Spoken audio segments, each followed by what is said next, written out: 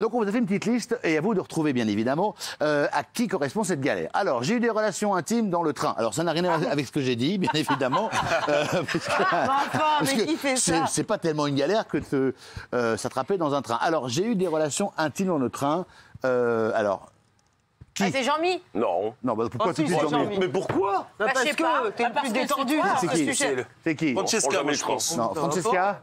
Bah ça va pas ou quoi? Non, moi je pense à Bertrand. Bertrand Desclers. Non. Ah bah ça aurait pu être. Alors c'est toi alors? Eh bien, oui. Ah. À la grande époque,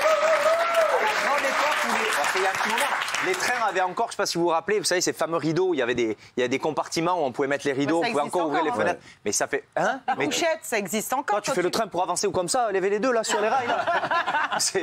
Donc c'est des compartiments et il fallait aller très vite avant que le contrôleur passe. Donc c'est un bon souvenir de 17 secondes à peu près. J'ai effectivement fait l'amour. Alors est-ce que la personne vous l'avez rencontrée dans le train ou est-ce qu'elle était avec vous? Non, j'ai pas été jusque là. Ça c'est plus dans les avions, c'est le fantasme. C'est pas exotique ça. Ouais, c'est sympa quand même. Ça t'est arrivé déjà?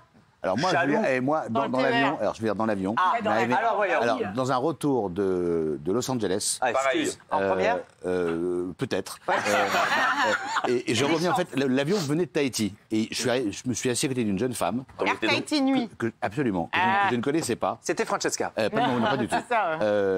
Et en fait, ben voilà, voilà. Dans l'avion. Oui, exactement. Tu n'étais pas en train de rêver? Et dans l'avion, il y a pas de compartiment dans l'avion. Oui, mais les gens dormaient profondément et comme on n'était que 4, ouais, on sait, voilà. C'est là où vous aviez réservé toute la première? Alors là, je dis chapeau parce que voilà. ça, faut le faire. Ouais, si ça se trouve, Benjamin, il a fait le pacha, il était assis sur sa chaise. Et il se trouve que cette personne était une personne politique. Ah oui. De Tahiti, oui, absolument. Mais Tahiti? De Tahiti. C'est la différence entre toi et moi. J'en ai déjà beaucoup trop dit. Voilà.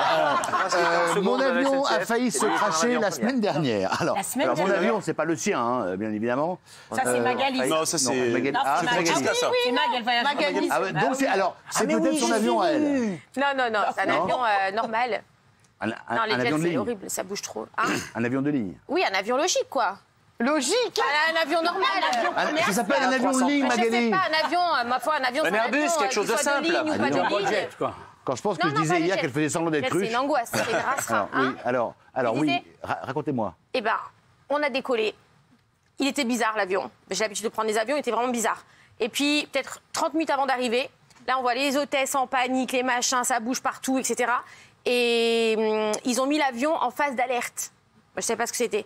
Et j'ai regardé tes stories. Ah ouais, non, c'était une angoisse. Et tu avais les hôtesses au bout et les hôtesses au bout. Et moi, je commence à paniquer. Ils disent, on va atterrir, machin, etc. Attachez-vous, ne vous soyez pas surpris. Les pompiers nous attendent à l'arrivée. Qu'est-ce que c'est ça? Et il y avait une ancienne hôtesse devant. Et vous savez que les hôtesses, les anciennes d'Air France, enfin, pardon, EasyJet et British Airways, voilà. Et ben, ils sont réquisitionnés en cas de phase d'alerte. Donc la fille qui était devant, qui me calmait, elle s'est levée. Alors là, ça m'a encore plus mis l'angoisse. Et d'un coup, on a tous paniqué. Et là, il y a l'hôtesse au fond qui fait « Asseyez-vous, asseyez-vous !» Une hystérique. Et là, on s'est mis en panique totale. Bref, mais quoi, ça vous saoule ce que je dis? C'est interminable. Cette anecdote, elle se termine quand, votre histoire? Il y avait de la fumée qui sortait de je sais pas quoi parce qu'il y avait une panne de... Et donc, quand est-ce qu'il a fait se cracher l'avion? On vient de passer à TPMP l'automne. Il s'est pas craché puisque je suis là. Ah bah voilà. Encore donc t'as pris l'avion comme tout le monde, en fait, c'est ça. J'ai tout filmé, hein. Oui, bien sûr. Alors, j'ai pécho l'hôtesse de l'air sur un Paris-Rio. Déjà, Il n'y a que des militaires. ça, c'est Jean-Michel Maire. Oui, c'est Jean-Mi. Non, moi, c'était la même personne. J'ai fait un Tahiti, Paris, c'est bien Los Angeles. Et ça s'est passé aussi mon avion, tu vois. C'est vrai que Tahiti, Papette, Paris, on a le temps. C'est 24 heures d'avion. 11 heures à chaque fois. On a le temps de... Voilà. Et c'est pas moi, en tout cas. Ah, c'est pas... Alors, Ah ouais? c'est qui? Ça, c'est Eric. Ah, Tony Le Corsico. Ah oui. Tony. Ah ouais. Et je travaille. Il a pécho l'hôtesse? Je voyage beaucoup. Ah oui, Tony. Je le sais. bien sûr. Il y a quand même 30 ans. Hein. Bah oui. J'ai fait Madrid-Rio et j'ai peur de l'avion. Non. Ah ouais, j'ai Je toujours pensais peur que de l'avion. Tony Le Corsico avait peur de rien. Non, mais j'ai peur de Il est l'avion. comme ça dans l'avion, le Corsico. là. Et dès qu'il a peur, il se tape l'hôtesse. Et je voyage, et crois-moi, je voyage beaucoup, tu le sais. Et j'ai chez mon ami qui est à Rio, je dois rejoindre. Ami eux ou ami eux Un Corse qui a des affaires là-bas, il me dit rejoins-moi. Et j'étais avec son frère. Et son frère dormait à côté de moi. Bah alors lui, avec le masque et tout, il ronflait et tout. Pas peur du tout.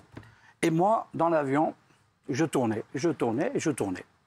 Et à un moment donné, tu sais que dans la nuit, tu peux aller au bar. Il y a l'hôtesse de l'air. Avant, oui, il y a 30 ans, maintenant, il n'y a plus de bar. 30 ans. Il y a un bar, tu peux boire avec elle et tout. Et j'ai discuté avec elle, elle m'a vu angoissé.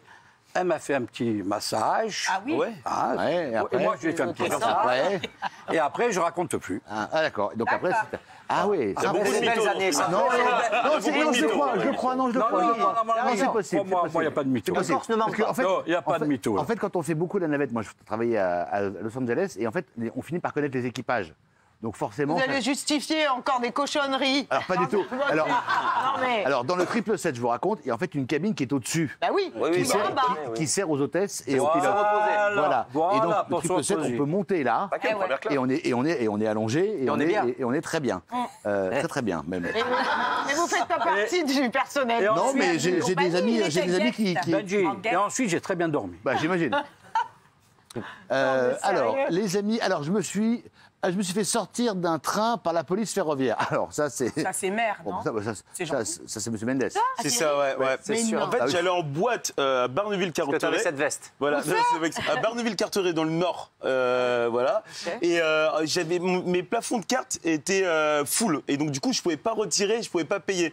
Et donc du coup je vais voir le chef de bord et je lui dis est-ce que je peux monter dans le train parce que en fait voilà, est-ce que j'ai pas de billet, est-ce que vous m'autorisez? Et il m'a dit non. Et donc je lui dis mais je suis prêt à payer l'amende. Voilà, faut vraiment absolument que j'y aille parce que j'ai pas le temps.